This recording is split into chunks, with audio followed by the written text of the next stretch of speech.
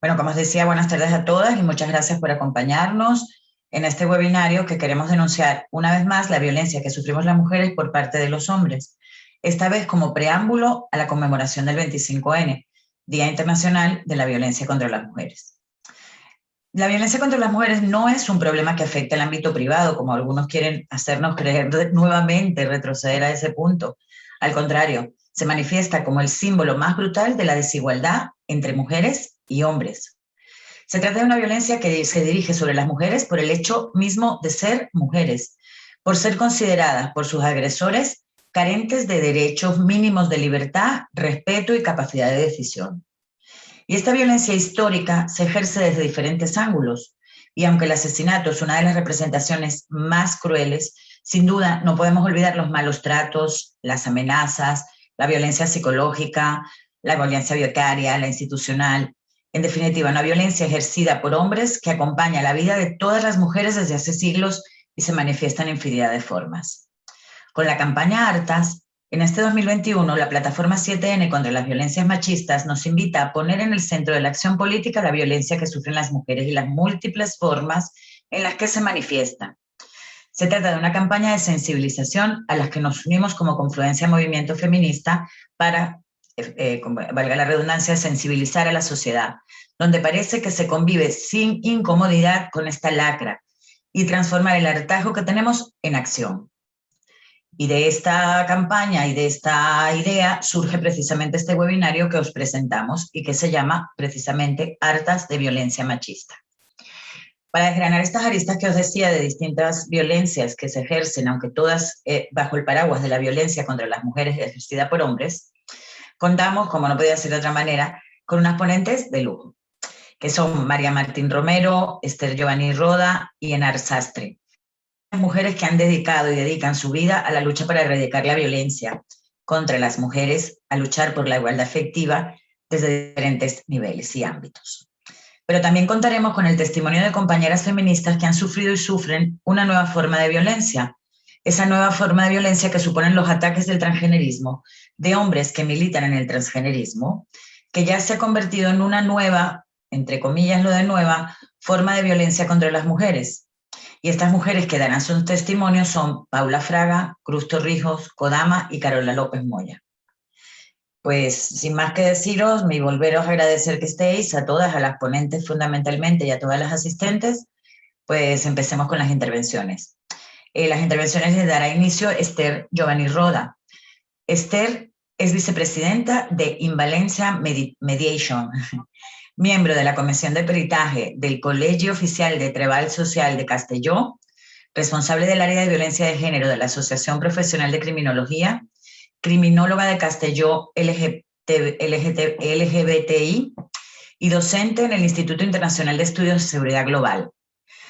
Pues como veréis, una amplia experiencia en lo que se trata de la violencia contra las mujeres y de ello precisamente nos hablará. Adelante, Esther, y muchas gracias. Muchas gracias por tu presentación y por la invitación. Y perdona la mala pronunciación del valenciano. Me ha sorprendido que lo dijeras en valenciano. No obstante, no tiene ninguna importancia toda esta presentación si no añado que soy activista militante desde pequeñita en el feminismo.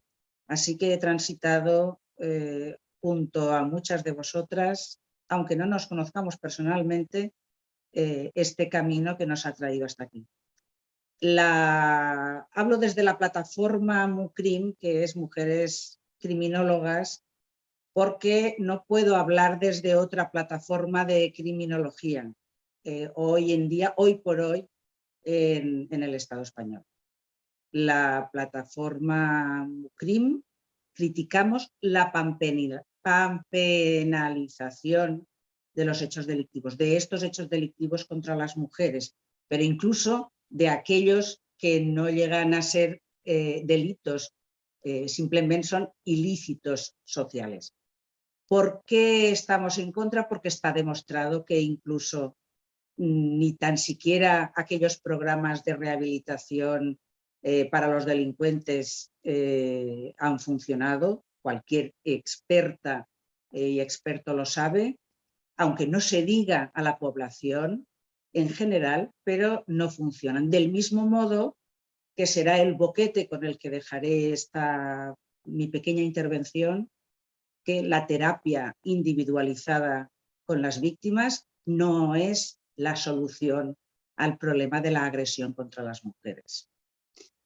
Estos hechos no son de carácter individual, no pueden entenderse sin tener en cuenta el contexto sociocultural, histórico, político, económico.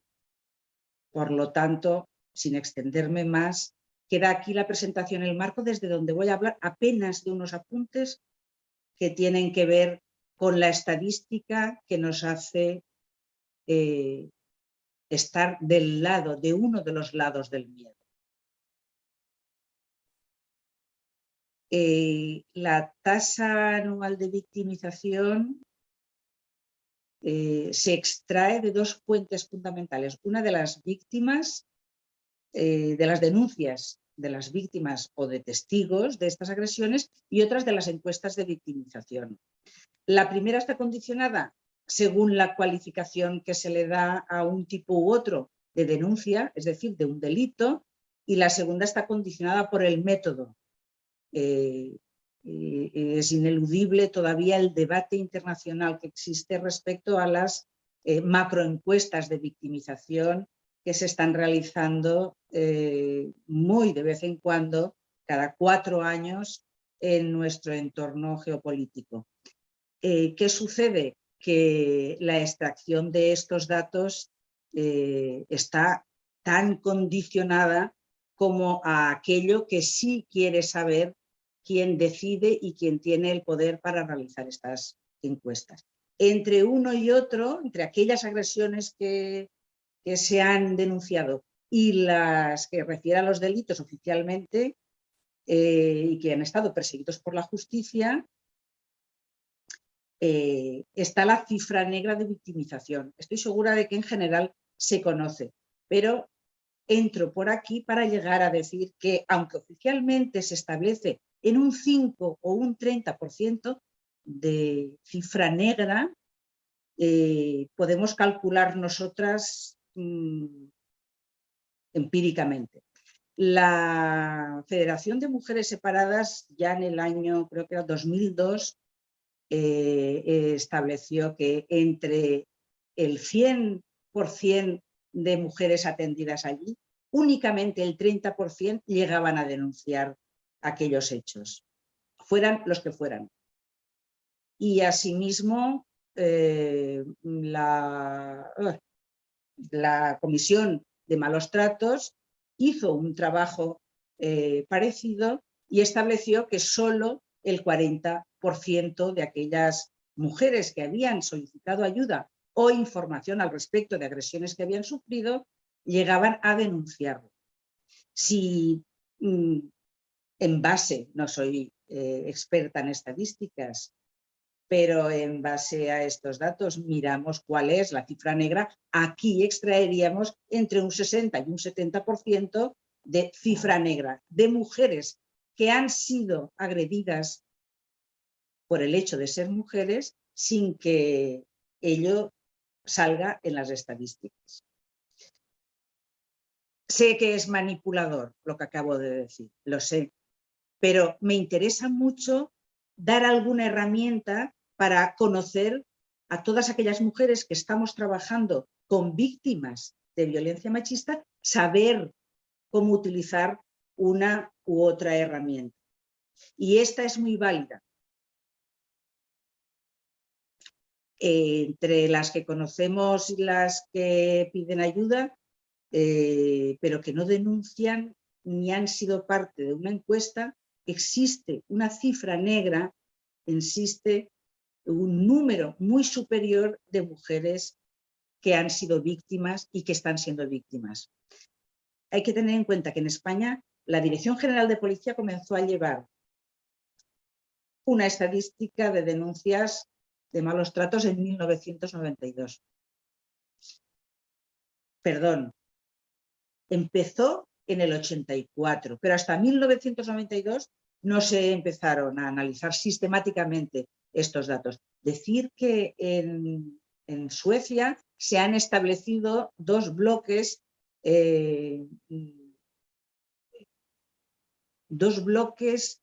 de estos delitos contra las personas, uno contra las mujeres y otro contra los menores, para poder así mejor recabar estos datos y agruparlos con el objetivo de obtener mayor realidad de las estadísticas. Los datos oficiales de criminalidad, un dato que se repite en todas las estadísticas es que las mujeres a lo largo de su vida y a lo largo y a lo ancho de la geografía mantienen una constante en cuanto a homicidios. Si, por ejemplo, hay 3 niños y 3 niñas asesinados hasta la adolescencia, hasta ya los 14 años aproximadamente, y existe ese homicidio tanto en niños como en niñas, a partir de los 15 años hasta los 29, es cierto, porque siempre es cierto, que los muertos por homicidio son mayoritariamente hombres. Sin embargo, la constante de la que hablaba antes es que, sea cual sea la franja etaria, hay 4 mujeres asesinadas permanentemente.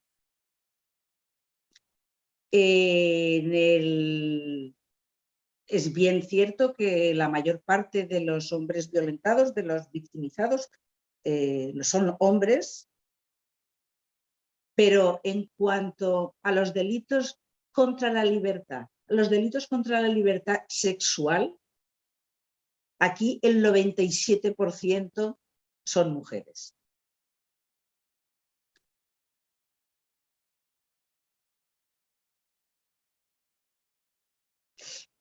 Las mujeres también delinquen, y esto me lo dicen cada vez, así como me han dicho durante 30 años, cada vez las mujeres también maltratan a los hombres, las mujeres también delinquen. Incluso hay agrupaciones, colectivos de mujeres que me dicen: tenemos derecho a ser delincuentes, es decir, que se nos trate como iguales en ese sentido también.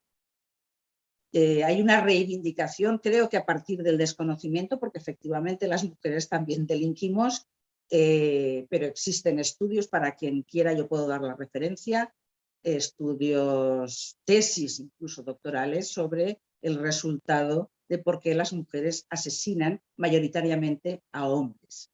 Porque los comportamientos violentos de las mujeres, violentos, nos referimos a delitos contra la integridad de las personas, porque en general los delitos mayoritarios de las mujeres, bien sean mujeres jóvenes, aunque sean pequeñitas, con 14 años, son delitos llamados de adultos, hurtos generalmente, o robos, a veces incluso con una pequeña dosis de violencia. Pero aunque las mujeres tengan 15 años, la mayor parte de los delitos cometidos por ellas son los denominados delitos de adultos, así como los delitos que se denominan agresivos, los violentos, en los hombres se llaman delitos de jóvenes. No puedo entrar en disquisiciones sobre por qué y cómo de estas definiciones, pero son curiosidades interesantes a tener en cuenta. Las mujeres que delinquen, las mujeres que agreden a la integridad de las personas, muestran, en contraste con los hombres, una menor intensidad, incluyendo, bueno, agresiones verbales e indirectas, más que físicas y directas. Y estas conductas se producen preferentemente en el ámbito familiar, en el ámbito más cercano. En su gran mayoría en las relaciones tanto íntimas, familiares o de amistad. Y también en su gran mayoría contra otras mujeres. Por lo tanto, son grandes diferencias que existen entre la manera de delinquir de unas y otras. Ahora bien, en cuanto a las víctimas, el miedo está anclado en las mujeres porque hay razones para ello. La mayor parte de delitos violentos, como hemos dicho antes, la mayor parte de homicidios se dirigen a varones, como la mayor parte de los delitos contra la libertad sexual y malos tratos dentro de la familia, se mantienen estas constantes. Por eso, el 26% de las mujeres, estamos hablando de macroencuesta de victimidad y macroencuesta de criminalidad, una media de un 26% de mujeres manifiestan mucho temor a ser agredidas, frente al 6% de los varones.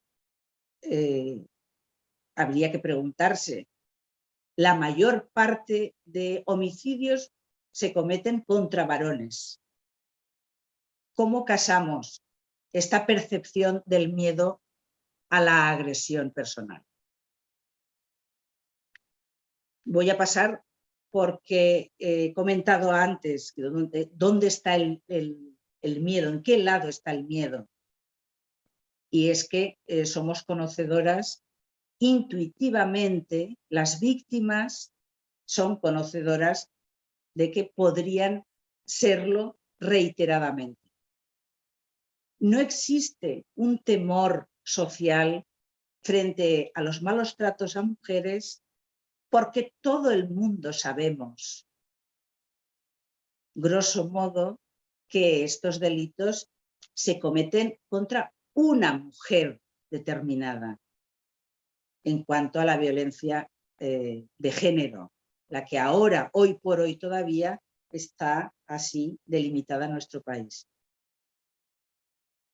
Los hombres saben que no deben tener miedo a no hay un temor, no existe alarma social al respecto. Ha empezado a existir alarma social para las mujeres a partir del crimen de Alcácer, de las niñas de Alcácer. A partir de ahí se manifiesta públicamente en nuestro país que efectivamente aquello que se nos ha inculcado a lo largo de la historia a las mujeres, en la educación de las mujeres, era verdad. Y no ha dejado de serlo, no ha dejado de estar el miedo inoculado en todas las mujeres, incluso aquellas que ahora tienen 25 años y que nacieron poco después del crimen de Alcácer. Esto persiste. Digo el crimen de Alcácer porque creo que gráficamente sirve para sintetizar de lo que quiero hablar. ¿Qué sucede con este permanente debate de si las agresiones aumentan o aumentan las denuncias? Existen dos tesis. Una es que las mujeres nos mostramos más dispuestas a denunciar y la otra tesis es que efectivamente se está produciendo un repunte de los casos de violencia de género. Después creo que podemos abundar en esta cuestión al final en el debate. Bueno, las tesis feministas supongo que son conocidas desde nuestro punto de vista. Ambas son ciertas. No obstante, este repunte de los casos de violencia es para reasignarnos en el lugar que nos corresponde. Y no estoy hablando de la pareja individual, estoy manifestando una creencia, una síntesis que se extrae de los datos administrativos, de cómo actúan nuestras administraciones a todos los niveles, incluidos los organismos internacionales. Desde que las estadísticas se nos presentan sesgadas, hay un número importante de resultados estadísticos, de estudios de investigación que son propiedad de las administraciones y dosifican su publicación hasta que, si nos damos cuenta, y quizá una de las compañeras que va a intervenir después pueda corroborarlo, realmente las mujeres víctimas de violencia machista desconocen dónde han de acudir en el momento en que lo desean, en el momento que quieren pedir ayuda. Pero lo más grave es que nos llegan colectivos feministas, activistas de calle, que siguen preguntando qué hacer cuando les llega una víctima. Y esto no puede ser respuesta a que no tengamos interés. Estamos hablando de las víctimas afectadas y de las activistas feministas. Lógicamente, alguien no está interesado en que sea muy fácil llegar hasta esos servicios.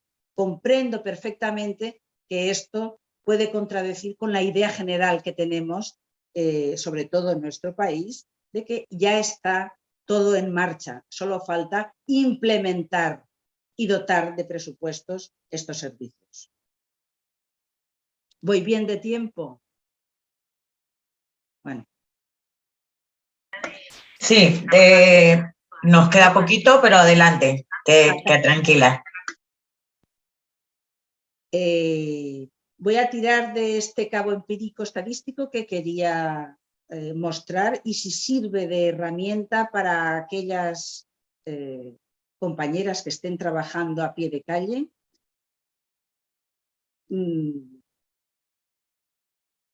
Cabe hacernos la pregunta, cada una de nosotras, a lo largo de la propia vida, ¿podría asegurar no conocer ni haber conocido un caso de agresión contra una mujer o niña de su entorno?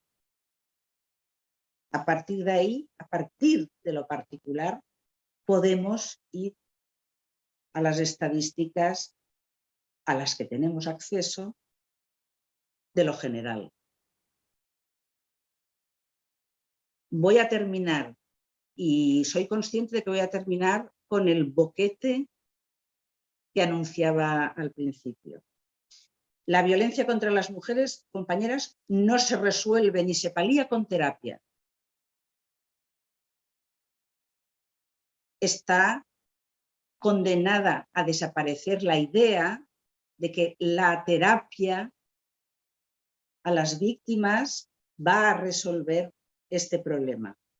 Ni tan siquiera la terapia, hablo en términos generales, resuelve nada de lo particular en cada una de las víctimas. No digo que no sea una herramienta, y además ahora no tenemos otra cosa en nuestras manos.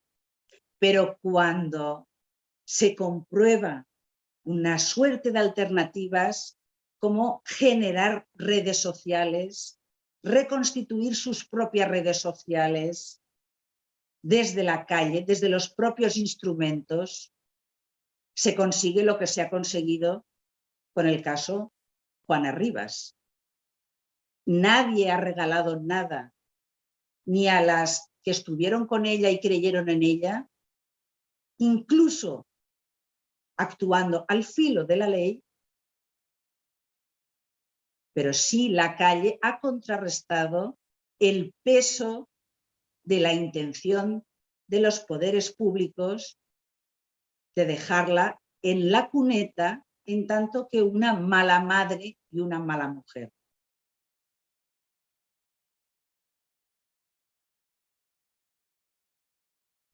Por mí terminaría aquí para poder dar tiempo, aunque haya sido muy esquemático, para poder dar tiempo a poder Luego seguimos. contradecirme en el debate. Luego Gracias. seguimos en el diálogo, Esther. Muchísimas gracias. Y ahora, siguiendo, nos tocaría con María Martín Romero. María Martín, que por lo que he leído en el chat la conocéis muchas de las que estáis aquí. Es maestra, cantante de La Marea Granada y presidenta de la Asociación La Volaera. Una asociación que dedica todos sus recursos a la búsqueda de la igualdad y fundamentalmente a la lucha contra la violencia contra las mujeres, pero supongo que no necesita más presentación porque, como he dicho en el chat, muchas habéis saludado a María y la conocéis y sabéis cuál es su arduísima labor en este sentido. Gracias, María. Adelante. Muchísimas gracias, Sonia. Encantada la confluencia por darnos voz esta tarde y esperemos que esta ponencia, estos altavoces lleguen a la mayor parte de la gente que pueda llegar. Sobre todo porque si no sabemos, si la opinión pública no sabe de lo que estamos hablando, nunca vamos a acabar con esto. Os voy a dar unos datos. El número de mujeres asesinadas por violencia de género. A mí me gusta hablar de violencia machista. Violencia machista asciende a 37 en el 2021 y a 1.118 desde 2013, que es cuando se aplican las estadísticas de violencia. 5 menores, perdona por la voz porque es que estoy constipada y no tengo una voz muy buena. 5 menores, niños y niñas, han sido asesinadas por violencia machista en 2021. 44 desde 2013. El número de menores huérfanos por violencia machista asciende a 24 en 2021 y a 330 desde 2013. En España, 36.812 mujeres viven con protección policial por riesgo de ser agredidas por sus parejas o exparejas, un 12,4% más que el año pasado. A ver, como decía Sonia, La Volaera somos una asociación que llevamos, bueno, legalizada desde el 2014, el 14 de abril de 2014, pero llevamos 20 años de trayectoria de trabajo. Yo ahora mismo me considero una activista feminista, evidentemente feminista radical, pero yo fui víctima. Yo entré en el feminismo porque fui víctima y no tuve más remedio que aprender a qué era el feminismo, y el feminismo fue lo que me salvó. Al contactar con la unidad de violencia de aquí, del Ayuntamiento de Granada, y ponerme en contacto con otras víctimas, esa fue mi terapia. Y vi claro que la única forma de hacer esa terapia era contactar con otras víctimas, que nos formáramos en el concepto, en lo que era la violencia machista, que tomáramos conciencia. El lema de La Volaera, bueno, el objetivo de La Volaera es la formación, es la lucha por la igualdad a través de la formación y la coeducación, y el lema es poder para poder. Tenemos que asumir nuestro poder para poder cambiar el sistema. Si no tomamos conciencia, yo ya no soy víctima, el maltratador murió en 2013, pero os aseguro que las secuelas todavía quedan, tanto en mi hijo y mi hija como en mí, porque todavía después de tantos años, todavía sigo teniendo pesadillas. Como digo siempre, la secuela física, la violencia física, las puñaladas, los golpes, todo lo físico se cura, lo psicológico nunca.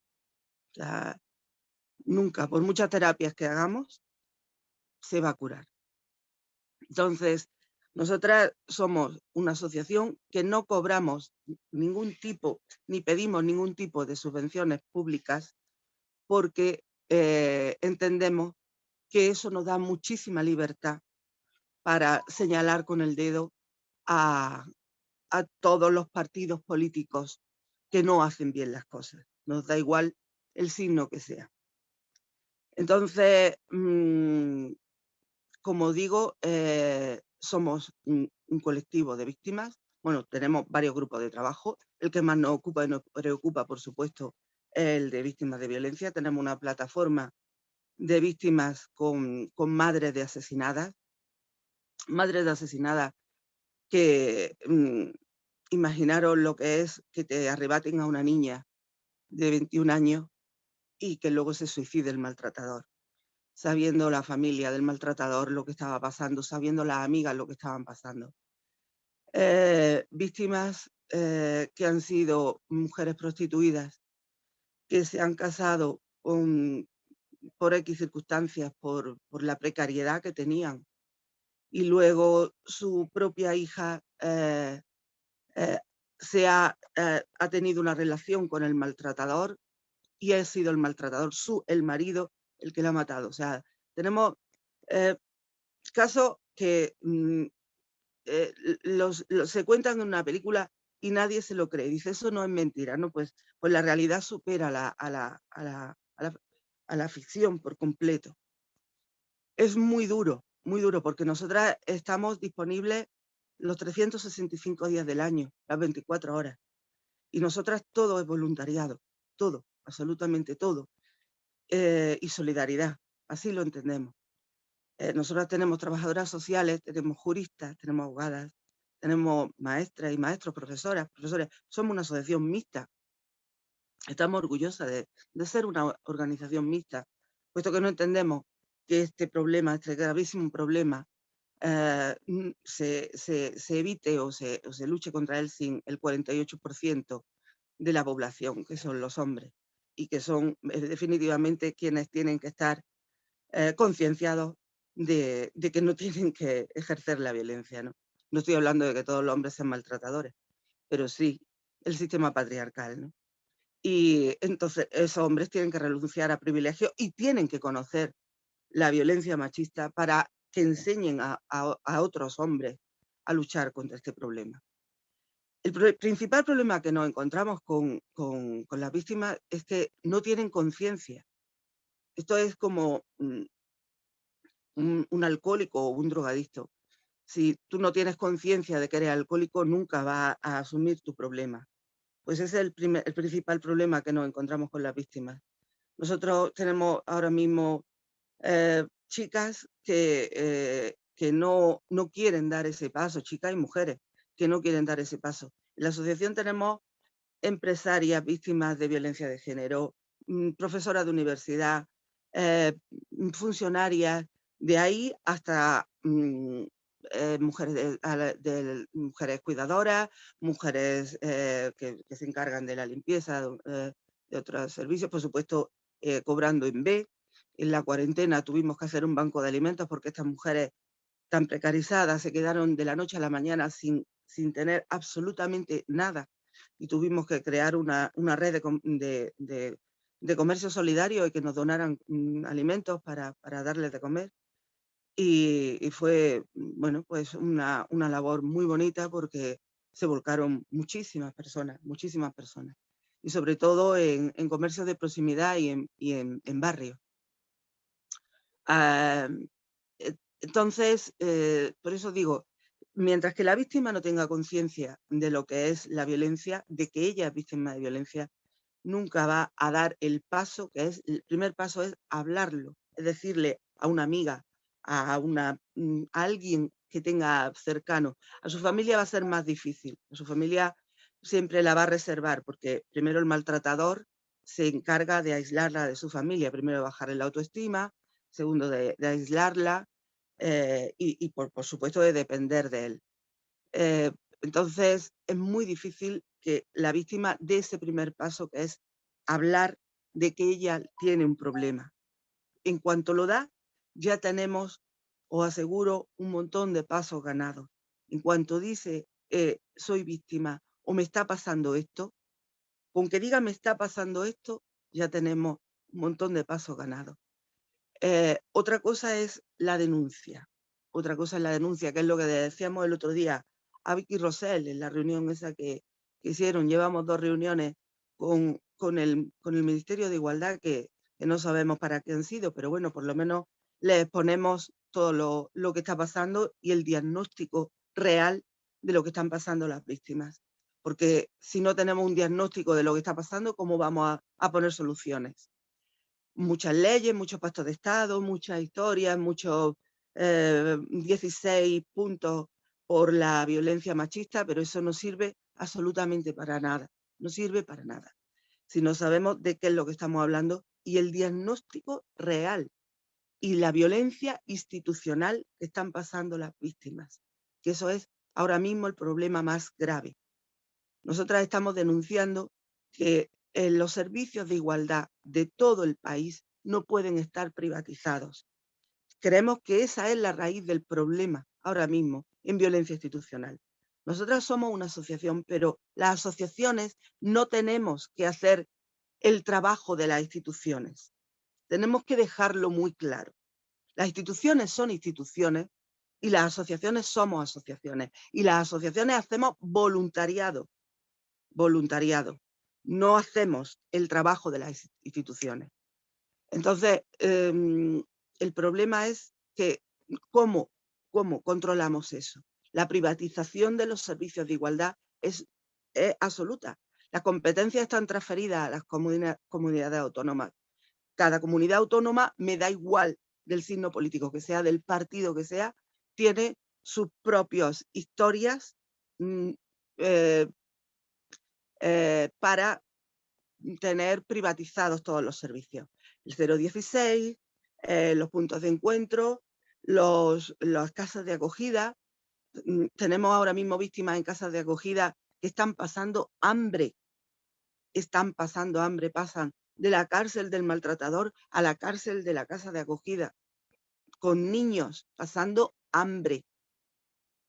Y nosotras buscando a ver cómo le damos, buscando alimentos, que además no pueden entrarlos a la casa de acogida, porque el simple hecho de que lo entren es motivo de expulsión. Imaginaros cómo tenemos que hacer para las filigranas que tenemos que hacer para ayudar a estas mujeres y a su hijo, a su hija. La situación ahora mismo es de alarmante, no, lo siguiente. O sea, estamos chillando todos los agujeros del sistema. ¿Por qué no funciona nada? O sea, estamos denunciando desde que llega como decía mi compañera antes, desde que llega el primer momento a denunciar esa víctima, en el momento en que se decida denunciar, que es muy complicado. Hemos tenido que salir corriendo muchas veces con una mujer apaleada y encontrarte una chiquilla con un bebé en brazos y decir, ¿cómo voy a denunciar al padre de mi hijo? Y cuando ya está convencida y apaleada y con moratones por todos lados, y cuando está convencida de que sí, que tiene que ir a un servicio de urgencia a que le hagan un parte de lesiones, y entramos nosotras, porque imaginaros, la mayoría de los médicos no están preparados, no se saben los protocolos siquiera de aplicación para hacer un parte de lesiones. Nosotros nos hemos encontrado con casos en el que el primer parte de lesiones en el que una víctima está completamente en shock y bloqueada, que por el nivel de estrés que tiene no reacciona, y le dice el médico, ¿qué te pasa? ¿Qué te ha pasado? Y dice, no lo sé, con la cabeza baja, no lo sé, mi marido me ha pegado. ¿Pero qué te duele? ¿Dónde te ha pegado? No lo sé, y lo dice así.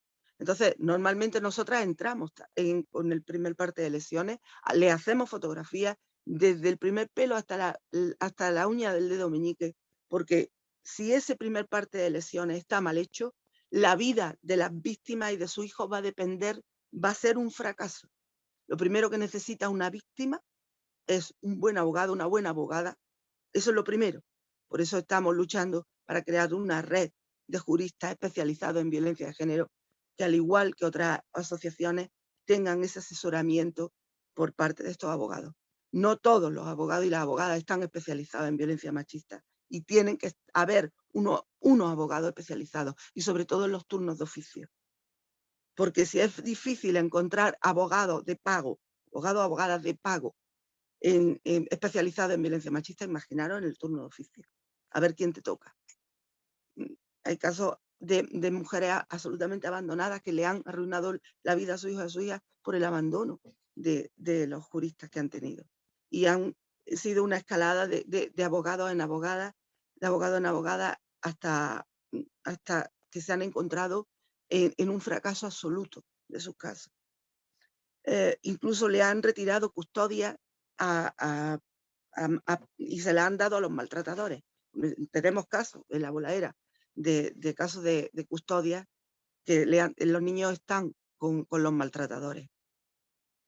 Entonces, el problema es terrible, el problema es terrible.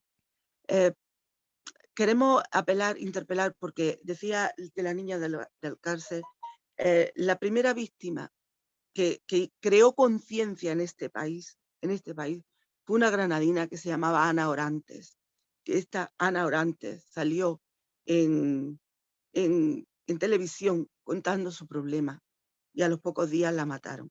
A los pocos días la mataron, quemándola viva.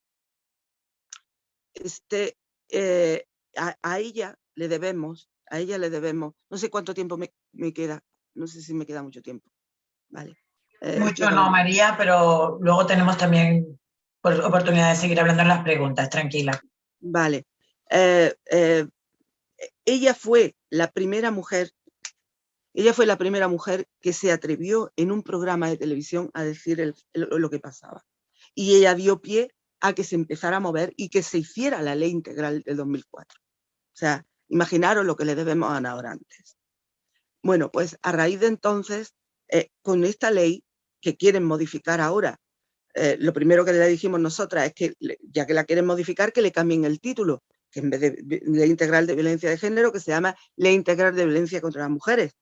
O sea, que es lo primero que tienen que hacer. Así no da ningún tipo de dudas, ni para la ultraderecha, diciendo que la violencia no tiene género, ni para otros colectivos diciendo que con los géneros lo que se está jugando con el transgenerismo, ¿no? Si decimos Ley Integral de Violencia contra la Mujer, está clarísimo, aunque en los tratados internacionales digan lo que digan, que nos la colaron al feminismo en los tratados internacionales. Los conceptos son muy importantes. Por ahí es lo primero que tenían que empezar a modificar. Lo segundo es que no se ha hecho evaluación en la Ley de Integral de Violencia de 2004. Si no se hace una evaluación de la ley, ¿cómo vamos a saber qué es lo que está pasando? Pues ese es el problema, que no se ha hecho ningún tipo de diagnóstico del sistema. Entonces, primero, la privatización de los servicios para que queremos que sean servicios públicos, con funcionariado público especializado, que no haya ningún tipo de gente que ahora mismo no tiene ni idea. Ahora mismo hay gente atendiendo a víctimas que no tienen ni idea en los puntos de encuentro, en las casas de acogida. Meten a gente, chicas que acaban de salir, becarias porque son más rentables, y tratan a las víctimas como si fueran, no sé, casi delincuentes. Entonces, ese es el problema más radical que tenemos ahora mismo.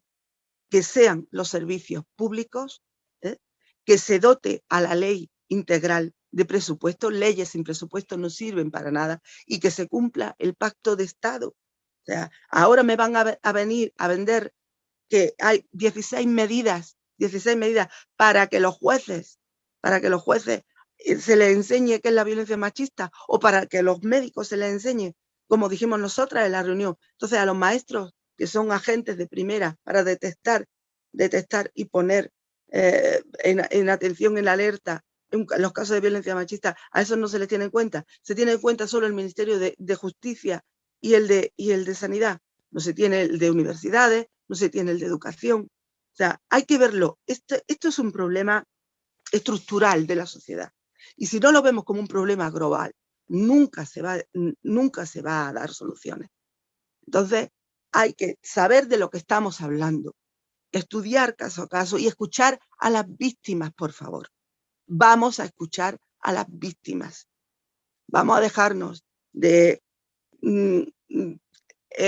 tener reuniones que me parece muy bien que se tengan reuniones con asociaciones que trabajen, pero que no tienen que ser las asociaciones, como os digo, las que tienen que trabajar con las víctimas, sino las propias víctimas.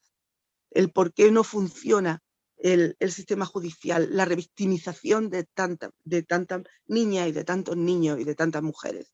Son tantísimos los problemas que os podría nombrar aquí, que tendría para 3 horas de ponencia, pero voy a cortar ya porque comprendo que están mis compañeras también que tienen que hablar.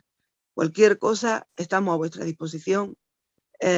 Como he dicho, los 365 días, para nosotras súper importante la colaboración con las instituciones y que sepan las víctimas que siempre pueden salir de este maltrato, siempre se puede salir, pero hay que saber a quién se llama a la puerta, no a cualquiera. Muchas gracias. Muchísimas gracias a ti, María, por tu testimonio y por tu trabajo tan arduo, tan duro y tan hermoso. Ahora nos tocaría, según el programa, la nueva violencia que nos acosa a todas las mujeres. Nueva es un decir, violencia machista más, sobre el transgenerismo, y para ello habíamos contado con, tenemos testimonios de mujeres que han sido acosadas, amenazadas y lo siguen siendo por parte de esos hombres transgeneristas que pretenden, en muchas otras cosas, hacernos callar, ¿no? Estaba planificado que Paula Fraga fuese quien presentase este apartado, pero no ha podido venir, lamentablemente, Paula, pero nos ha enviado un vídeo que os lo vamos a poner junto con el resto de los vídeos para luego finalizar con Enar Sastre, pero ahora escuchemos los vídeos sobre los ataques que el transgenerismo está siendo contra las mujeres feministas, una de las violencias más de todas las que sufrimos las mujeres. En primer lugar, gracias a la Confluencia por la invitación y mis disculpas por no poder participar finalmente en la charla, pero no quería dejar pasar la oportunidad de saludaros y agradeceros a la organización estas jornadas y la denuncia tan necesaria que hoy estáis aquí haciendo, y con lo que con esta pequeña intervención, con este pequeño vídeo, pretendo sumarme, ¿no? Y es que las feministas que hacemos crítica a las leyes y a las políticas identitarias del Ministerio de Igualdad estamos viviendo tiempos de persecución política. No es en absoluto exagerado hablar de persecución política cuando son las propias instituciones y organismos o plataformas asociadas las que nos están denunciando ante los tribunales por lo que ellos consideran delitos de odio. Recordemos, por ejemplo, la denuncia a Lidia Falcón, finalmente, y como no cabía esperar otra cosa, archivada. Le llaman odio a la crítica jurídica y feminista a unas leyes que suponen la vulneración de los derechos de las mujeres y un maltrato a la infancia.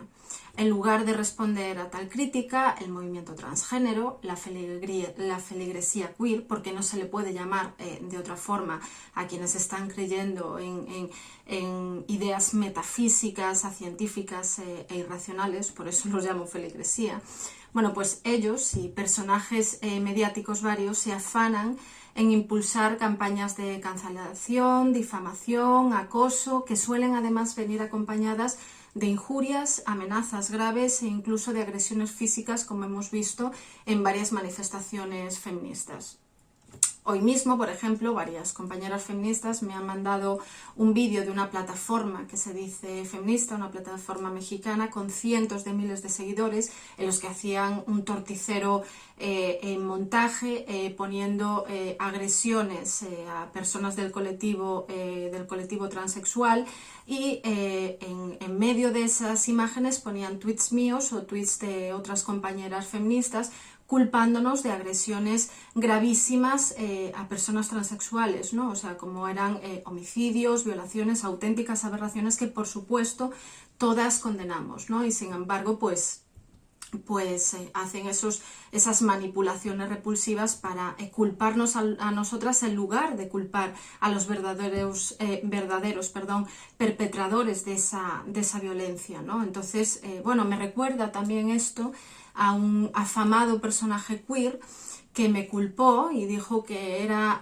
por culpa de mujeres como Paula Fraga que había mujeres transexuales en su terminología, en la nuestra, hombres transfemeninos, porque sabemos que el sexo es inmutable, bueno, pues que había mujeres transexuales en prostitución por culpa de discursos de odio como el mío. Me lo dicen a mí, que llevo muchos años haciendo conocida divulgación y tengo el compromiso político de abolir la prostitución, ¿no? Nos lo dicen a las feministas.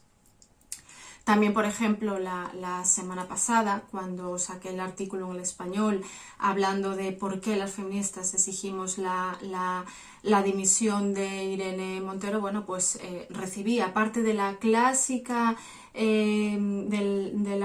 acusación y falaz, por supuesto, acusación de que somos de ultraderecha, que odiantes y todas estas cuestiones, además recibí amenazas muy serias, alguna de ellas sigue en Twitter, como Paula Fraga, te vamos a encontrar y no lo vas a contar. O sea, estamos recibiendo amenazas de violaciones, amenazas de muerte, estamos siendo acosadas, nos echan de nuestros trabajos, llaman a nuestros trabajos para decir, mirad qué perfil de profesional tenéis ahí, tenéis que echarla porque está cometiendo actos de odio y tiene discurso de odio contra personas transexuales, y por supuesto no es cierto. Lo único que estamos haciendo es denunciar las implicaciones jurídicas, prácticas y políticas de las leyes y de las políticas identitarias. Y lo que estamos recibiendo, esto es violencia machista, porque es violencia contra las mujeres feministas que estamos defendiendo los derechos de las mujeres y explicando las implicaciones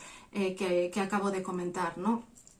Por tanto, este acoso y violencia tenemos que denunciarlo como lo que es y recordar que esto es lo más grave, que el Ministerio de Igualdad, que parte del Gobierno, no solo no lo condena, sino que participa de él, bueno, pues denunciándonos como ante los tribunales, como decíamos, como fue el caso de Lidia Falcón, diciendo que estamos cometiendo delitos de odio, por ejemplo, o con sus campañas mediáticas hablando de que hay un feminismo transexcluyente o una parte del feminismo que se dedica a odiar y que se dedica bueno, pues, a acosar a personas transexuales y culpándonos también, igual que me ha pasado hoy a la mañana con este vídeo, la propia ministra de Igualdad nos ha culpado a las feministas, o por ejemplo también la secretaria Ángeles Rodríguez, conocida como PAN, que nos culpan constantemente de las agresiones que se cometen sobre personas transexuales, ¿no? Diciendo que vienen motivadas por los discursos de odio que nosotras tenemos y que es, como decía, una acusación falaz, ¿no? Entonces, ¿qué podemos hacer ante esto? Bueno, pues toda la incidencia política que podamos, seguir con nuestro un compromiso político de explicar las implicaciones de estas leyes y no callarnos, denunciar la complicidad del Ministerio de Igualdad de parte del Gobierno en este acoso, en esta difamación constante, en estas agresiones físicas. Recuerdo que compañeras nuestras feministas han sido agredidas de forma física en manifestaciones, ¿no? Entonces, denunciar la complicidad de instituciones en esto, seguir poniendo luz a todas las consecuencias de este tipo de políticas identitarias y como decía, no callarnos, porque tenemos la razón, tenemos las razones, porque no nos cansamos de argumentar desde el punto de vista jurídico, desde el punto de vista feminista, o sea, siempre desde un punto de vista multidisciplinar, ¿no? Porque somos muchísimas las profesionales las que estamos denunciando estas implicaciones, pues no cansarnos de hacerlo, llegar a grandes medios, que esto lo conozca la población en general, convencer socialmente, convencer también políticamente y a quienes están en instituciones, aunque ahora nos lo estén poniendo difícil, pero seguir tratando de llegar a ellos y exigir que nos escuchen. Y como decía, tenemos razones, tenemos razón, el tiempo así lo otorgará y así lo dirá. Así que nada, compañeras, a seguir luchando, no nos cansemos, que además cada vez somos más y, como siempre digo, y nos callamos menos, así que adelante. Mi ánimo, mi cariño a todas vosotras, a todas las que estáis en esta lucha y no dejéis de hacerlo y para adelante. Bueno, soy Clara, Kodama en Twitter, Y todo empezó cuando llevé una pancarta a una manifestación en la que decía me dan igual tus pronombres, Manolo. Una amiga mía que salía conmigo en la foto lo subió a Twitter, por supuesto con mi consentimiento, porque yo también lo subí a mis redes sociales. Y a partir de ahí, pues poco a poco empezó el acoso. Me han amenazado, me han insultado, y nivel de amenaza en plan que te manden fotos de ejecuciones o que digan me he quedado con tu cara, zorra. Bueno, los típicos insultos que siempre se le han llamado a las mujeres. Y nada, a partir de ahí, pues cuando vi que cada 5 minutos más o menos tenía una nueva amenaza o un nuevo insulto o algo así, a pesar de todo el apoyo de las compañeras, que fue brutal, decidí irme de Twitter, me tuve que ir de Twitter y ponerme candado para proteger mi cuenta. Y bueno, esto una cosa que me llama mucho la atención siempre es que a pesar de la brutalidad de esta gente, parece ser que la violenta era yo y que la que odiaba era yo, a pesar de, bueno, que yo lo único que hice fue llevar un cartel. Y quiero decir también que me he ido unos días porque o sea, estaba afectando cuando me afecta a mi vida normal, estaba muy nerviosa esos días y tal. Esa es mi línea roja y por eso decidí irme de Twitter unos días. Pero quiero decir que voy a volver, no solamente voy a volver, que voy a seguir, no me arrepiento de nada. Y nada, que si he ofendido, que no lo siento en absoluto. Y nada más, y eso es todo. Y quería decir también que no soy la única, no es la primera vez que me pasa, aunque no con esta brutalidad, y que hay muchas compañeras que lo han sufrido incluso más que yo en otras ocasiones. Y nada más, esa es mi experiencia. En el año 2019, en un espacio de igualdad del Ayuntamiento de Madrid, fue censurada una exposición sobre las mujeres anarquistas de 1936. En concreto, pidieron que se eliminasen aquellas referencias a los liberatorios de prostitución, que era un proyecto que pusieron en marcha las Mujeres Libres junto con Federica Montseny, ministra de Sanidad de la República. Ante mi negativa a eliminar esas referencias, porque yo fui quien elaboró esa exposición, fui despedida al día siguiente o a los 2 días, pese a que yo intenté explicarles que no me estaban censurando a mí y a mi pensamiento abolicionista, sino estaban censurando a las mujeres del 36. Con posterioridad, en el siguiente empleo que tuve como profesora de promoción de la igualdad efectiva entre mujeres y hombres, una alumna me denunció por escrito al inspector del SEPE por discurso de odio y transfobia. Todo porque expuse en mis clases mi rechazo a las teorías queer y al pensamiento transactivista de Paul Preciado y de Judith Butler desde el punto de vista teórico.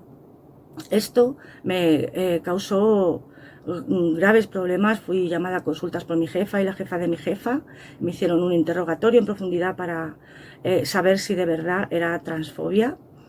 Yo era transfoba y estuve el resto de las clases con un ojo en la nuca y con el miedo a volver a ser despedida. Esta gente que se llena la boca de derechos humanos, de transgresión y de libertad, no tienen el mínimo respeto por los principios democráticos, ejercen censura como el mismo franquismo y persiguen, señalan y buscan, juegan con el pan de las mujeres sin ninguna conciencia de clase. Estas personas, el colectivo más oprimido del mundo, es violento y está en el poder. Sé además que es violento, porque esto que les cuento ya es bastante violento y va en contra de la libertad de expresión, de la libertad de cátedra y en definitiva de la libertad. La libertad que estas personas hablan no dista mucho de la libertad de Ayuso. Y por otro lado, también he sido testigo y hasta víctima de agresiones en las manifestaciones del 8 de marzo, en los 2 últimos años. También me han tachado de fascista, de racista y hasta me han dicho nazi por intentar incorporar la abolición de la prostitución en la agenda y en el manifiesto de los últimos 8 de marzo. Gracias. Hola, mi nombre es Carola y soy psicóloga. Y bueno, la situación actual que estamos viviendo las mujeres que nos oponemos al generismo queer es bastante dura. Estamos siendo duramente agraviadas y silenciadas en los medios de comunicación y redes sociales, que creo que actualmente son herramientas fundamentales para la difusión de ideas y conocimiento. La primera vez que yo me posicioné hace unos años en Facebook sobre este tema, explicando que fue en una conversación de alguien que puso un post explicando que el sexo no se podía cambiar y que científicamente era imposible y que además se estaba confundiendo género y sexo, bueno, pues supuso que me insultaron en aquel post y fui tachada de transfoba. Claro, a mí en aquel momento me perturbó bastante porque evidentemente nadie quiere ser transfoba y bueno, pues me sentí bastante sola, así que decidí no hablar más del tema y seguir leyendo e investigando. Aquello fue, bueno, este uso del transfoba y del TER se utiliza como un chantaje emocional muy fuerte contra las mujeres, que evidentemente no queremos ser malas, entonces pues genera mucha perturbación, ¿no? Sentimientos de culpa por posicionarte en algo que es muy obvio. Poco a poco fui leyendo a otras mujeres hablar sobre la diferencia entre sexo y género, así que yo me animé a ser más claras en mis redes sociales y como hablar de esto más explícitamente, sin miedo. Sin embargo, este verano, expresar estas ideas me puso en una situación muy desagradable, puesto que las asociaciones generistas me expusieron en redes sociales y llegaron a amenazarme con denunciarme al Colegio Oficial de Psicología, por decir que yo ayudo a las mujeres a recuperarse del daño que produce el sistema patriarcal a través del género. Concretamente, lo que yo hago es tratar pues, mujeres que han sido víctimas de violencia obstétrica o a recuperarse del machismo de algunos varones del entorno de la mujer. Estos ataques fueron muy desagradables y yo creo que evidentemente querían amedrentarme a mí y a las mujeres de mi alrededor. Pero yo reaccioné de la mejor manera que pude, que fue, bueno, pues no callarme y seguir adelante. Frecuentemente en mis redes alguien me dice que soy transfoba o que soy TER y en un intento, bueno, de desacreditar lo obvio, que incluso ponen en duda mi profesionalidad. ¿Que me ha podido afectar profesionalmente? Es posible, pero no tengo pruebas. Alguna puerta se me ha cerrado recientemente con excusas bastante peregrinas, pero bueno, entiendo que otras se abrirán. Ante estos ataques, lo que me mantiene fuerte son dos cosas fundamentales. Primero, que me baso en la razón y en la ciencia y el apoyo de las mujeres feministas. Sin este apoyo es mucho más difícil porque el chantaje emocional es fuerte. Yo creo que es importante que cada vez más mujeres nos posicionemos sin miedo. Entiendo que algunas no estén en condiciones de hacerlo porque están en situaciones de precariedad, pero las que sí podemos debemos hacerlo de forma contundente para luchar contra estas ideas científicas que dañan a los niños y a las niñas y vulneran nuestros derechos basados en el sexo. También creo que debemos organizarnos contra estos ataques con espacios donde nosotras podamos expresarnos y contar lo que está pasando. Por eso agradezco a esta organización que me haya dado esta oportunidad con este breve vídeo. Muchas gracias. Bueno, espero que os haya gustado estos testimonios de algunas de las mujeres, porque como todas sabemos, es una pequeña muestra de lo que está pasando tanto en España como en el resto del mundo, de los ataques a mujeres feministas desde el flanco de los transactivistas. Y pasamos ahora, para continuar, y por último, a escuchar a Enar Sastre. Enar es enfermera de profesión y una incansable activista feminista desde hace ya algunos años. En la actualidad, forma parte de la Estrategia de Formación de Profesionales Sanitarios, es miembro del Fórum Feminista de Madrid y de la plataforma 7N Madrid, artífice de las manifestaciones del 25N desde 2015. Manifestación que, bajo el paraguas de la campaña Hartas, aunque de ello hablaremos un poco más al final de las intervenciones, también se convocará este año para exigir medidas urgentes contra la intolerable violencia machista que sufrimos las mujeres por parte de los hombres. Y de esto nos va a hablar Enar en su intervención, que es la última por un motivo, y por eso lo quería explicar. Es la última porque parte de este webinario forma parte de alguna manera de esta campaña de Hartas, y queremos aprovechar para hacer un llamado a esta manifestación y a todas las acciones que se realicen el 25N para conmemorar y luchar contra la violencia de que sufrimos las mujeres. Adelante, Enar.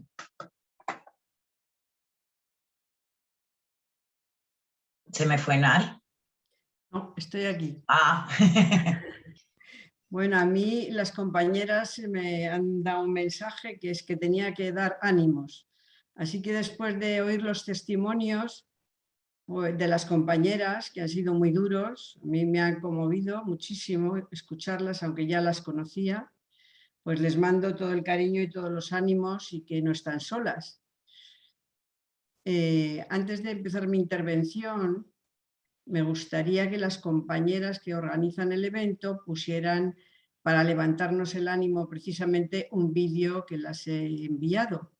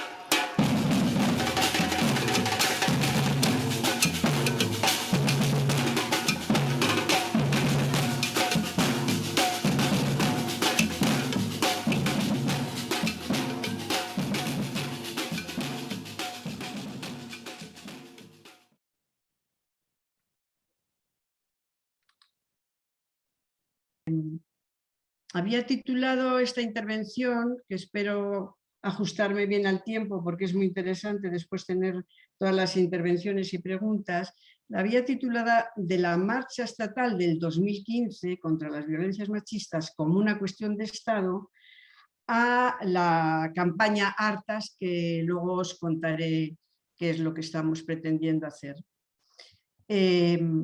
Como decía María, Orantes, y cuando salió en la televisión y dio su testimonio, fue un antes y un después. Pero también hay que decir que la manifestación del 2015 puso en la sociedad la idea de que la violencia contra las mujeres no era una cuestión personal, individual. Yo creo que eso lo hemos conseguido. Lo que no hemos conseguido es que la sociedad acepte que es un problema estructural, que tiene que ver con la desigualdad.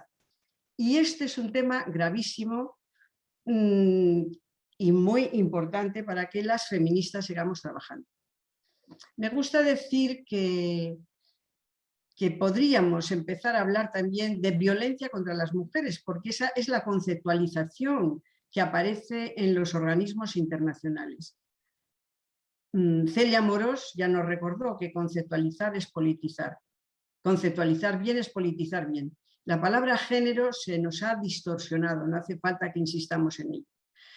Y cuando hablo de violencia recurro siempre a un macroestudio que se hizo en la Universidad de Cambridge a lo largo de 4 décadas en 70 países, y lo hace un grupo de hombres en la universidad y llega a la siguiente conclusión, que no hace falta que os diga, pero es una conclusión que las feministas sabemos perfectamente.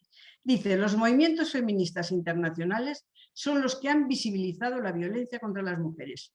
Pidieron a los gobiernos que legislen y articulen políticas públicas para erradicar las violencias de la vida de las mujeres. Los antecedentes de la marcha del 2015 venían ya desde el 2014 en Argentina, Chile, Uruguay y Perú. Como sabéis, se organizan unas grandes manifestaciones, os acordáis del lema, ni una menos. Eso nos da muchísima fuerza también al movimiento español, y en 2014 hay 77 mujeres asesinadas. Es una alarma tremenda en todas las redes sociales.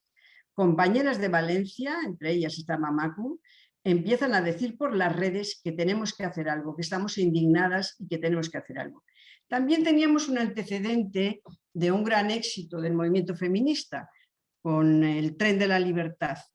Y cuando los movimientos sociales, en nuestro caso los movimientos feministas, tenemos éxito, pues nos anima muchísimo a continuar con el trabajo.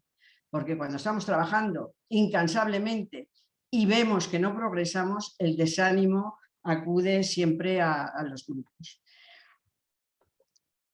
Así que hubo un gran consenso que no tenemos en la actualidad en el movimiento feminista, de que había que convocar una gran manifestación a toda la ciudadanía, poniendo en el foco que las violencias eran una cuestión de Estado, que no hay que confundir con la idea del pacto de Estado. Una cuestión de Estado es que cuando una sociedad tiene un grave problema, los ciudadanos y los políticos se tienen que poner de acuerdo para resolverlo.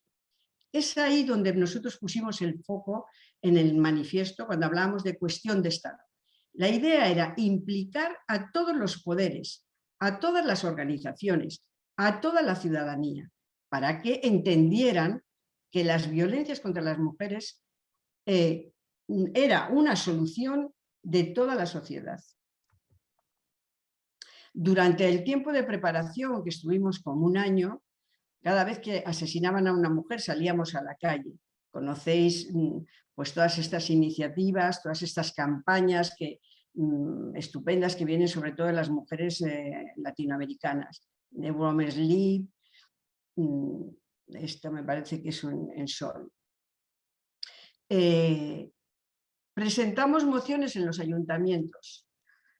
que también queremos hacerlo con la campaña Hartas, para que los ayuntamientos se pronuncien en contra de la violencia contra las mujeres.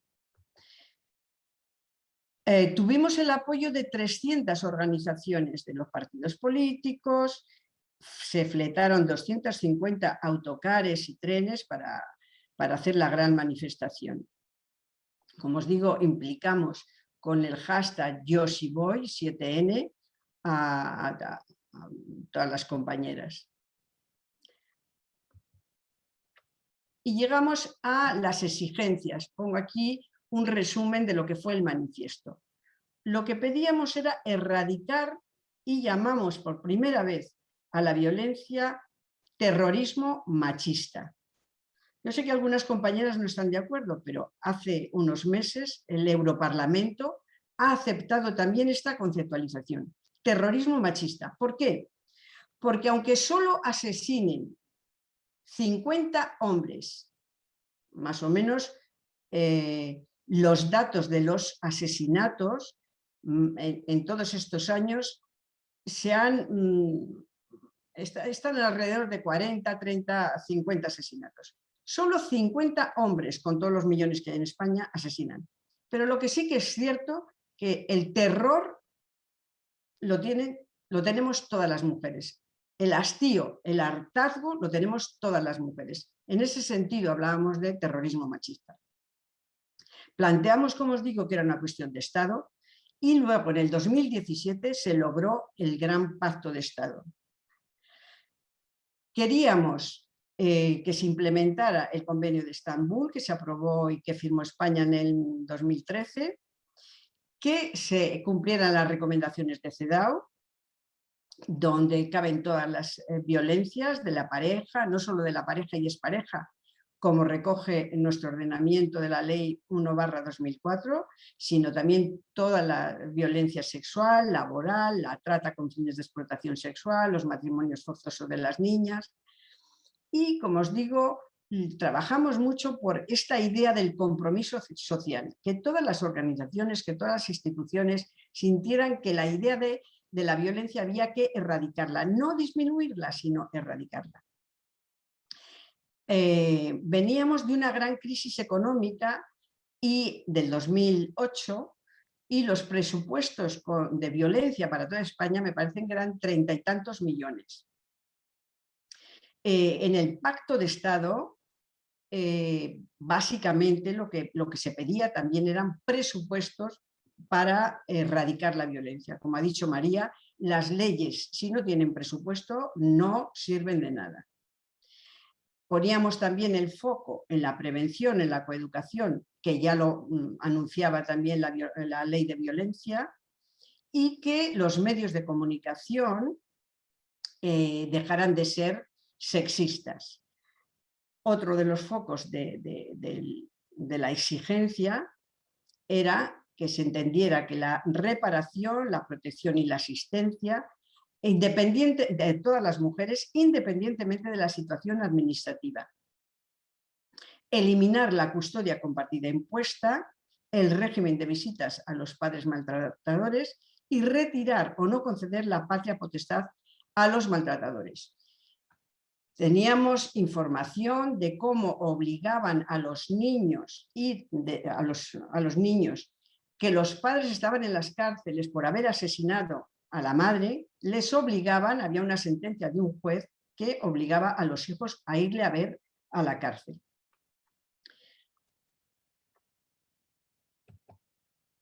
No sé si se ve bien la pantalla, okay, perdón. Y llegamos a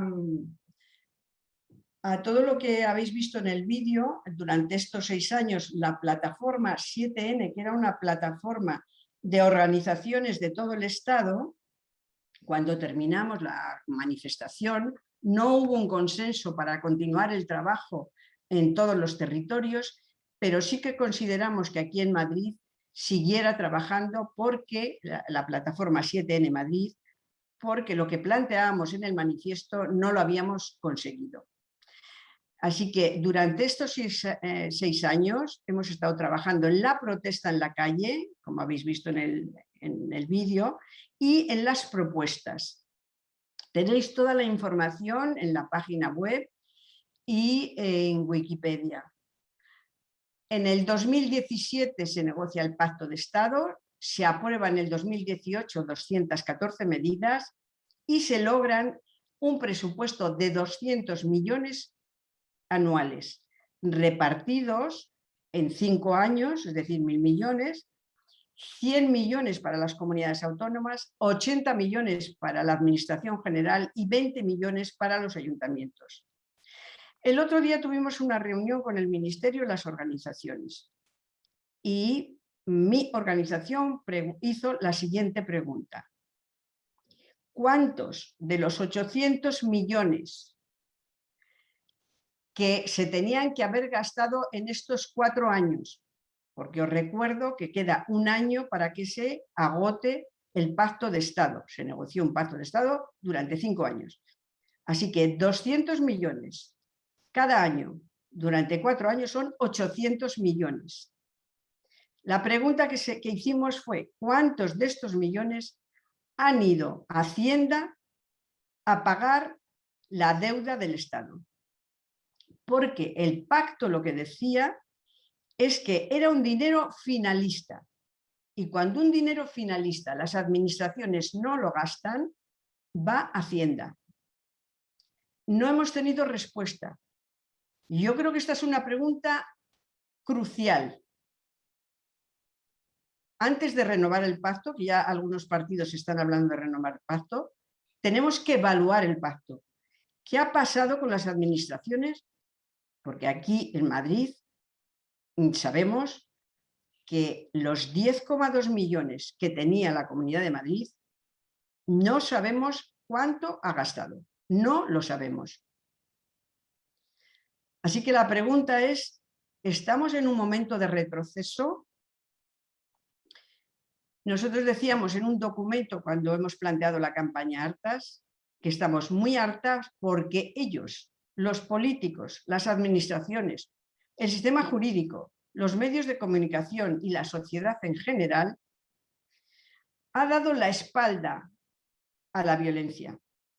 Nos movemos entre el negacionismo de algunos partidos y la confusión de los miembros del gobierno entre la categoría sexo y género, que sobradamente ya han explicado las compañeras. Así que nuestra intención con esta campaña es volver a politizar todas las violencias, que sea una alarma social cada vez que asesinan a una mujer. Porque detrás de un asesinato hay todas las denuncias y 1,5 millones de mujeres sufriendo violencia en nuestro país. El objetivo es llenar las calles de nuevo este 25, que los parlamentos empiecen a solucionar los problemas de las mujeres, porque exigimos vidas libres de violencia y vidas dignas de ser vividas. Las feministas tenemos propuestas transformadoras, exigimos propuestas que vayan al núcleo de la desigualdad para que transformen la sociedad. Esta mañana, cuando estaba preparando esto, pensaba ¿de qué estamos hartas? Pues estamos hartas de que no se cumplan las leyes, porque la ley 2004 no se está cumpliendo, que no se cumpla el Pacto de Estado, que no se cumplan las recomendaciones y los tratados internacionales que el gobierno ha firmado. Estamos hartas de que se niegue el ritual del minuto de silencio, pero también estamos hartas de ese minuto mísero de silencio, de que se invisibilice al agresor en todas las violencias. Estamos hartas de escuchar que la violencia es una lacra irremediable. No es una lacra irremediable la violencia. Tenemos propuestas las feministas para terminar con la violencia. Estamos hartas de que la mujer no denunció, haciéndola culpable, cuando sabemos que el 80% de las asesinadas no denuncian. Así que la pregunta que se tienen que hacer los poderes públicos es ¿por qué las mujeres no denuncian? Porque no se sienten amparadas por las administraciones. Esa es la pregunta que se tiene que responder. Estamos hartas de que se nieguen las causas estructurales de la violencia. de que no se asuma la igualdad, de tanta violencia institucional. Estamos hartas de tanta violencia vicaria. Sobre todo estamos hartas de tanta violencia y de tantos asesinatos. Así que esta campaña, no sé cómo voy de tiempo, compañeras, pero no me gustaría robar demasiado tiempo porque estamos ya fuera de... Vas bien, Inar, tienes un poquito todavía. Vale. Sí, todavía tienes un poco de tiempo. Vale. Nos hemos venido reuniendo con las organizaciones. De momento hay 85 organizaciones que se adhieren a la campaña para este 25 de noviembre. Como os digo, lo que queremos es volver a hacer la protesta en la calle, porque propuestas en la mesa de los políticos ya las tienen todas, y coordinar a todos los territorios para que se nos quite el miedo de salir a la calle y demos una fuerza y una demostración de que no nos vamos a resignar las mujeres a estas cifras de violencia. Aquí en Madrid estamos organizando, como digo, nuestro lema para este año es hartas de violencias machistas hacia las mujeres, soluciones ya, y esperamos llenar las calles como hicimos en el 2015. Y como me han dicho las compañeras que tenía que animar, pues deciros que yo a veces me imagino, cuando estamos trabajando con las violencias de todo tipo, que estamos intentando arañar un muro de hierro patriarcal. Y para no sucumbir a eso, necesitamos muchas estrategias.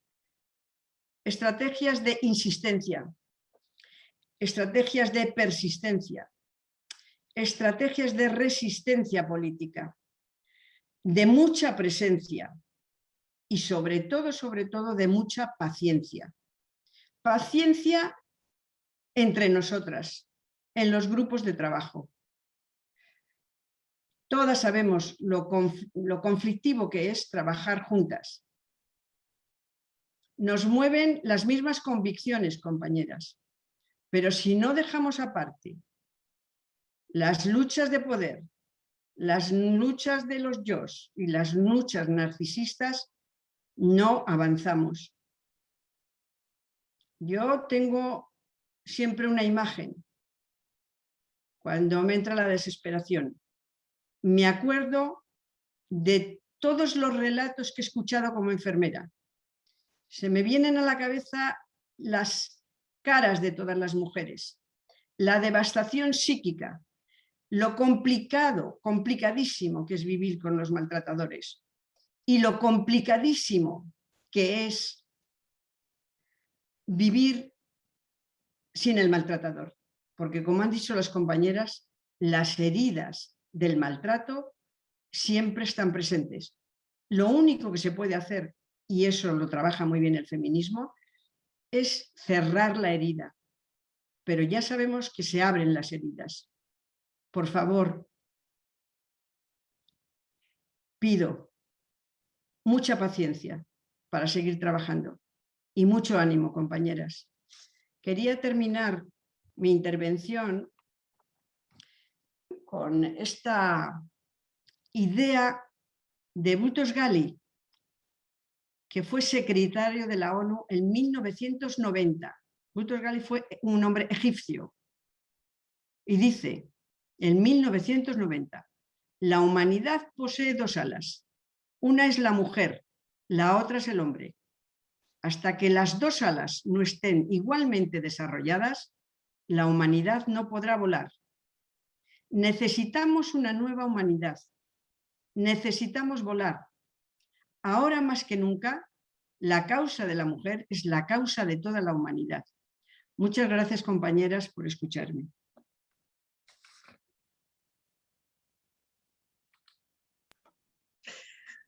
Gracias a ti, Enar, por tu buenísima intervención, por darnos ánimos y sobre todo consejos de tu larga experiencia y por tu trabajo, por tu trabajo y el de muchas otras mujeres que llevan dando su vida para esto y que son, sin duda alguna, un ejemplo. Sois un ejemplo. Ahora habría algunas preguntas, pocas, porque creo que estaba todo el mundo atento a lo que sabía, a lo que se decía, pero fundamentalmente queremos saber, todas nosotras, las asistentes también, ¿qué sensación hay de retroceso? Todas habéis hablado de un problema de retroceso, de no avance, no solo de no avance, que ya es un retroceso en sí, en el siglo XXI, sino también de retroceso. ¿A qué creéis que se debe? ¿Qué está pasando? Podéis una a una cuando queráis.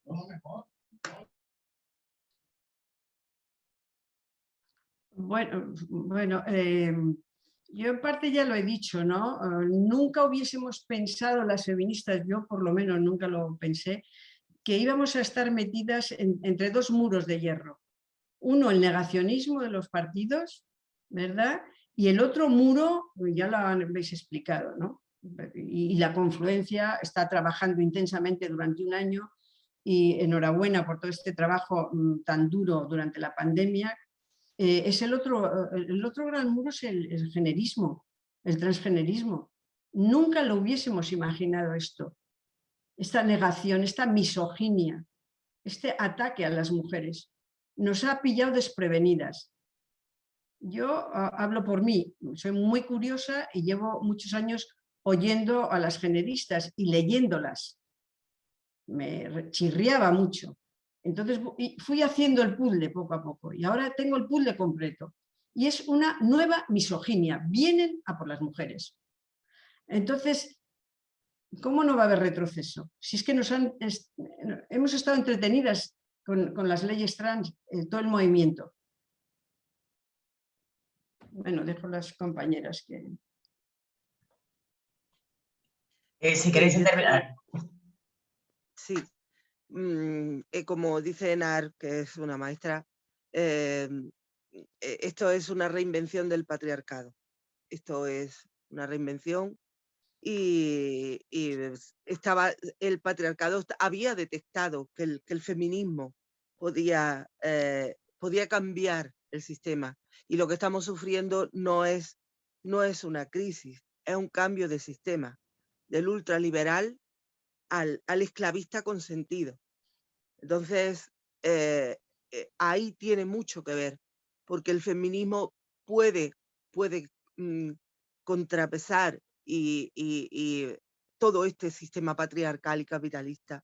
Sin embargo, se ha reinventado para que no pueda hacerse. Entonces, cuando nosotras vamos a dar talleres a colegios y vemos a niños y a niñas, nosotras en La Voladera tenemos niñas violadas por sus propios novios con 14 años. Se meten en la pornografía, normalizan en la red de pornografía con 7 años la sexualidad y normalizan todo esto. Por eso es tan importante que ahora mismo haya leyes contra. Por eso el feminismo, del abolicionismo de los 4 ejes es tan importante, contra la prostitución, contra los vientres de alquiler, contra la pornografía y contra el género, es tan importante. Por eso tenemos que hacer tanta formación, por eso tenemos que explicar lo que está pasando ahora mismo. El bombardeo de los medios de comunicación. Tienen tanto poder esta gente. Estamos luchando contra el sistema, compañera. El bombardeo de los medios de comunicación, del poder, de todo. Fijaros cómo se están ahora mismo todas las cadenas de televisión bombardeándonos con el generismo y con todo. Eso les llega a los niños en vena, a los niños y a las niñas. Tenemos niñas con 17 años diciendo que prefieren tener 2 cicatrices de 10 centímetros a 2 tetas, que siempre han asumido su condición de lesbianas. Eso está pasando ahora mismo y las tenemos ahora mismo en Granada. Es terrible, es terrible.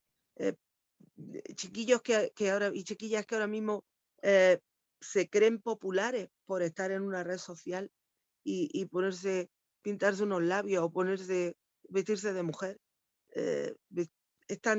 con el estereotipo de mujer que tenemos. Es tan triste lo que está pasando. Es tal el poder de toda esta gente que es muy complicado, como dice Enar, como no estemos unidas, y aquí nos dejemos de historias, como no estemos unidas y tengamos claros los objetivos y vayamos todas a por el mismo objetivo, porque es el feminismo la única herramienta que puede luchar contra esto. Ahora mismo la violencia machista es brutal y las cifras son brutales desde la adolescencia. Hoy ha salido un dato diciendo que la mitad de la población española sabe perfectamente, ha sufrido y sabe perfectamente casos de violencia de género. La mitad. Eso es lo que dicen. Imaginaros lo que nos dicen. Si no atacamos desde la coeducación, desde la violencia mediática que ahora mismo estamos sufriendo, porque estamos sufriendo una violencia a través de los medios brutal, si no detectamos eso, estamos acabadas. Y el feminismo lo tienen claro, que van a por las feministas y por el feminismo. Y somos la única herramienta que puede luchar contra esto. Por eso esa unión es vital, es fundamental para sobrevivir y para luchar contra este ataque patriarcal y capitalista. Si no, las mujeres vamos a ser las grandes desfavorecidas ante este nuevo sistema esclavista consentido, porque van a vender y están vendiendo nuestros cuerpos.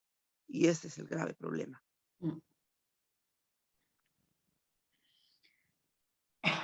Bueno, no quisiera finalizar sin que hacer un llamamiento, haciéndome eco de la unión que tanto Enar como María y supongo Esther también está de acuerdo. Esther, ¿querías hablar? Sí, perdona, es que habla. Gracias. Voy a resumir nada más mi intervención estando de acuerdo con Enar y con María. Es una cuestión política y el sistema ha demostrado que es mutante. Es una cuestión absolutamente política. No es que no estemos luchando nosotras contra el sistema, sino que en estos momentos históricos deberíamos estar contentas de que están luchando contra nosotras, porque ha llegado el movimiento feminista, movimiento que incluso en sus momentos más bajos era un movimiento soterrado que jamás dejó de existir, el que ha implementado la posibilidad de las mujeres de todo el mundo globalizado a salir de donde están, cada una en su medida. No olvidemos las nuevas nomenclaturas que se da a lo que ya conocíamos, ¿no? El pink y el purple washing, no sé si lo estoy diciendo bien, es la carátula que se da a las instituciones para hacer creer que efectivamente se está con nosotras. El sistema fagocitó un movimiento en los años 60 por la paz y ahora lo máximo que hay es comprarte una camiseta con el signo de la paz vendida por Inditex. Por lo tanto, a pesar de que no como Enar, hace 20 años yo dije nos veremos con 60 años pegando carteles otra vez,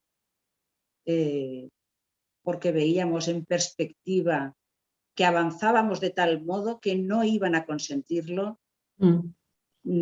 Quizá personalmente no esperaba en la forma que lo iban a hacer, pero sí que lo iban a hacer. Y todo el movimiento, que es internacional, va contra el movimiento femenino. Todo este movimiento trans, que no tiene nada que ver con las trans ni con los trans, nada que ver, este movimiento político-económico va contra el movimiento feminista, que ha llegado a un punto en que está siendo hegemónico. Gracias. Gracias a ti, Esther, y a todas, como os decía, muchísimas gracias por vuestra sabiduría y vuestra entrega y vuestro trabajo. Sois un ejemplo sin duda alguna y también muchísimas gracias por ese llamado a la unidad. Ese llamado a la unidad que comparto y Confluencia comparte, es la única alternativa para enfrentarnos a este nuevo monstruo, el mismo monstruo con otra cara nueva, el patriarcado reinventado. No, nada nuevo bajo el sol, solamente que tenemos que buscar nuevas estrategias, como decía Enar. Y para ello os pediría, aprovecho para pedir que este 25N salgamos a las calles todas juntas y rompamos el mito del feminismo separado, demostremos el poder de las mujeres. En cada pueblo hay una concentración o una manifestación o alguna acción que se irán informando y espero que nos veamos en las calles y si no, nos seguiremos viendo en las redes y donde haga falta para seguir luchando. Y en esa onda tras agradeceroslo, en esa onda optimista de Enar, de que quiere darnos ánimos, me gustaría poner para finalizar un vídeo del 7N que nos pasó también Enar, que se pasará el 25 de noviembre, en donde comienza una nueva etapa de lucha unidas. Esperemos que así sea.